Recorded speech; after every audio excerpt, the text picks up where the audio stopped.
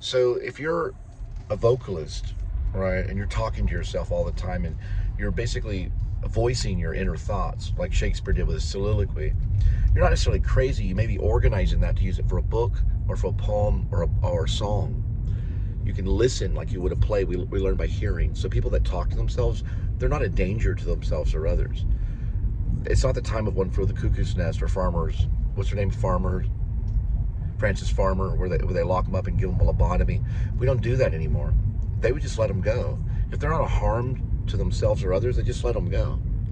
Because they're not a harm to themselves or others. They're just making noise like a bird. Yeah, there's plenty of people that are walking around. Listen, the New Liberty Party are going to give those people's homes. We're going to find a way to initiate you to help them build homes for those people where they can come and go as they please. And a lot of them do have homes. They just like to sit on park benches for a long time. Then they go back to their home. People don't realize the pattern of a houseless person. Sometimes they're not houseless. They just like to be out and walking around. They just look like they are. And then sometimes they are. Those are the ones that live under the bridges. That's going to be impossible. When I initiate the New Liberty Party and I become commander-in-chief, it'll be impossible for people to be homeless, because we'll work together as a nation to make sure they're housed. That's what I'm in my slogan. I'm saying when I am the president, it'll be impossible for someone to be homeless, because that'll be our main goal, plus police reform. We're only going to focus on two things in office for this country: police reform and people that are houseless, people that need a home. That's it. We have to conquer that first before we move on to the nation.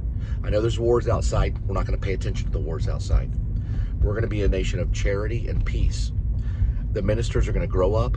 The church, people like Ricky Primrose and J. Josh Smith are going to grow up. It's time for them to grow up. No more war, and stop preaching war, because I know what those sermons really mean. Stop preaching war. It's time now for us to grow up. It's time for you to grow up and help the homeless and reform the killers of our society, which are the police. It's time to take away their lethal sidearm. Grow up. Put away your childish things and grow up, and stop reading the Bible, if you know what I mean. Start looking around and paying attention. That goes to J. Josh Smith and Ricky Primrose and his wives. Listen, only the devil smiles. So look at your husband right now. Is he smiling?